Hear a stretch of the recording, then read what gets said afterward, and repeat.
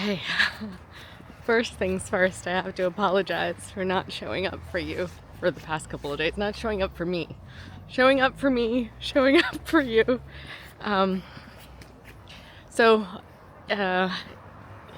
if you're just tuning in, which you might just be tuning in, this might be your first video of mine that you've watched.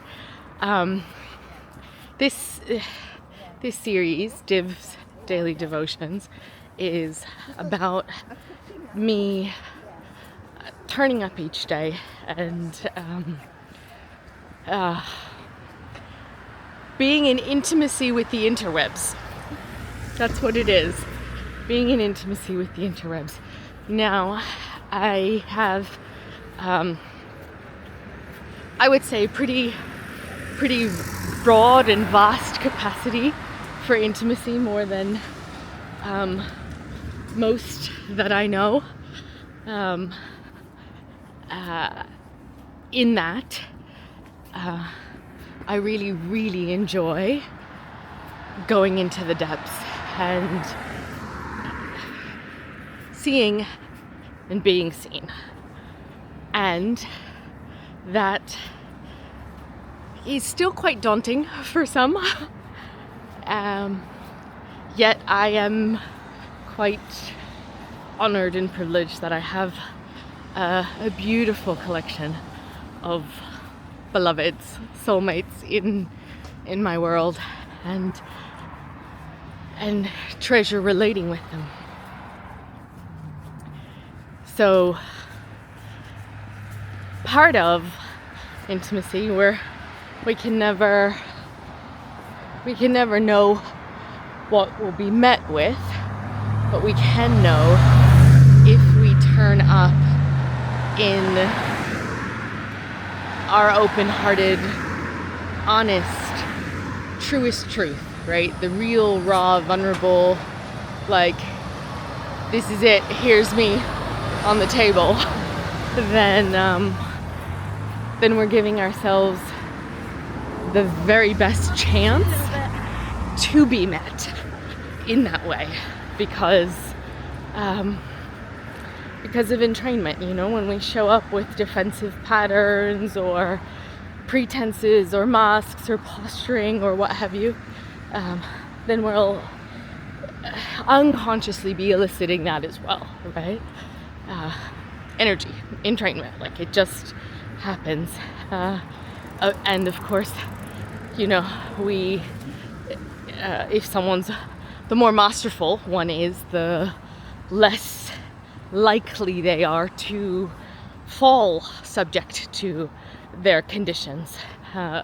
Even in terms of, let's say, the more presence one has in their experience, the stronger their field of awareness, the less at the mercy they are of anything external, even including astrological things, right? So, yeah, these are powerful energetic forces, and still awareness trumps and triumphs over all of it. So yesterday, what happened for me the day before yesterday was, it was just one of those things that it's like, by the end of the day, I was like, oh, you know, I'll get to my video. It was on the list, and then in the evening, by the end of the day, I was like, it felt like a thing to do, and I really don't like to relate from that place. I don't like to engage from a place of, I have to do this, where it's like it becomes a chore or an obligation. You know, it sucks the joy out of it. And so I just I was like, well, what if you didn't? You know, what if you didn't make any promises around, I'm gonna show up every day for X amount of time, which is true, I didn't. You know, I just said, I'm gonna honor this for as long as it feels aligned. And so I kind of gave myself permission to not show up that first day. Not to give myself permission to skip sitting down to see what turns up and recording something, I was like, you can just go to bed, it's fine. I just felt full and like I didn't have space for it. And so I didn't record and didn't post anything. And then the next day, had all kinds of ideas throughout the day, but I was absorbed with other things. And yes, I could have gotten the camera and just like, okay, here's while I'm cooking, or which I've done before, right? Like, I'm doing other things, but I'm still showing up for you. And I didn't, because it was that much easier to be like, well, and it's interesting how skipping one day it was easier than momentum to skip the next day. And I don't want to be perfectionistic about it, because you may or may not know I'm recovering from perfectionism. It is one of the laundry list traits, as they're called for adult children of alcoholics and dysfunctional families. So yeah, recovering from perfectionism and that those sorts of unrealistic standards imposed upon self, because when we impose unrealistic standards upon self, we cannot not do that upon others. We can't give what we haven't got. So if we're not giving ourselves the grace of our fluctuating tides, which is the truth of the human experience, right? Anything other than that is some kind of egoic delusion that we've attached to and fixated to. So the truth is, it's all here, we are all walking oxymorons. Hypocrisy is the human condition. In one moment you're this, in another moment you're that. Unless you just choose to hold yourself fixedly in one side of an orientation, which is fine, but then that rigidity will show up often in aches and pains and mental closed-mindedness in life as well. So I don't aspire to that. I enjoy being open-minded, open-hearted, allowing what comes to come, what goes to go, and to go with the flow. That being said, yesterday, in all honesty, yesterday was a really hard day for me emotionally in terms of how much energy I was moving. I spent a lot of the day sobbing, and I don't mind. Crying is how I release. Stored energy is how I release. So I was just moving a lot of energy yesterday, and often when I have a day like that where there's just so much moving through my body, I just take space. I kind of I do the essentials, anything that's in the calendar and can't be moved, but anything other than that, I just communicate this where I'm up to and give myself space. And am fortunate that I have people around me for the most part now. Anybody that's in my intimate space now understands if I take space, it's not personal. I'm just moving through something, and it's moving through me.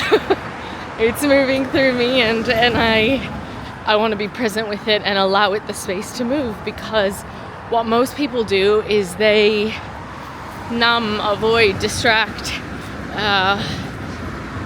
try not to feel that way, right? Or maybe because they've bought into some of these half-truths, these half-teachings around, we manifest from our vibration, but they're not recognizing that it's like your vibration is the totality of your energy field, the totality of what's in consciousness and unconsciousness. And we're never not manifesting. So you just look at your life And you can see what you're manifesting. It's just there. We're never not manifesting. So, because I had manifested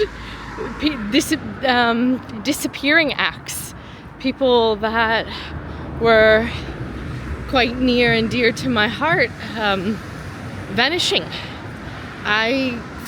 This is what ignited this challenge in me. I got really curious about, well, where am I not showing up? Where am I vanishing? Where am I not willing to just turn up and be seen? And so one thing we used to teach in the excellence program before it became Your Success Code, the mindset gym that I did, which feels like forever ago now, like way back when I had a mindset gym with Deb. We used to, one of our many slogans was #no failure, only feedback. And it was the reminder that no matter what, we're getting feedback. No matter what, and learning, we require both positive in terms of I got what I wanted, and negative in terms of I missed the mark, right? I didn't get what I wanted, both like plus and minus feedback. In terms of riding a bike, let's say, we don't actually learn how to ride a bike until we've fallen off of it a couple of times, because that's how we learn balance. That is exactly how we learn balance. We need to fall off it. And because I had never had experiences like what I've been experiencing recently with people disappearing. I didn't fully understand the impact that like feeling it in me. That's like, oof, that doesn't feel good. And then I was like, oh, this may be what it's like for others as well, and it gives more compassion. This is why I love suffering. I sound weird when I say that, but I'm pretty transparent about how suffering was my original guru. That is how I came to the path, as suffering was my original guru. Many years of suicide ideation and depression led me to the path of awakening. And when that's the case, which it is the case for I would say everyone who finds themselves exploring deeper, it's because we're not satisfied with what's on the surface. What's on the surface is either painful or unsatisfactory in some way, and there's a sense of, am I missing something? There's more to life than this. Surely there is more to life than this. So I was in the depths of it yesterday. I was deep in the depths of sobbing and releasing a lot of energy. And when that is happening, there's a very specific posture I'm in, which is the witnessing posture, right? I'm neither indulging nor am I attempting to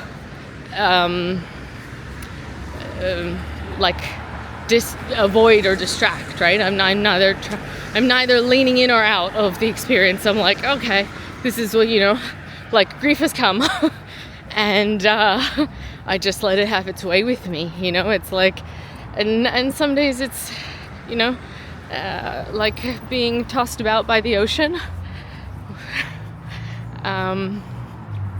When you have mouthfuls of salt water, it's not always very pleasant or comfortable, but just the ability to the training is like how steady can I hold myself? And like I'm going to use the surfing analogy because I just used the metaphor of the ocean.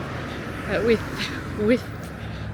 surfing, first we start out on the smaller waves and we learn how to ride those. And then as our skill develops, as our capacity develops, we learn how to ride larger and larger waves. So that seems to be the case of holding presence in conscious living. Like, how much presence can I hold in through this wave in this moment? Yeah. So was today's monologue. I'd love to hear your feedback. I'd love to hear if anything resonates for you, what that might be, what's touching you, what's impacting you. Yeah, would love to hear from you. I'm just about at my yoga class, so I shall bid thee adieu.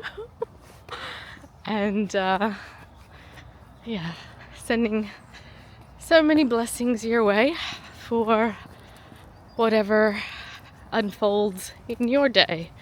Trust that whatever it is, in the bigger picture, it's all good.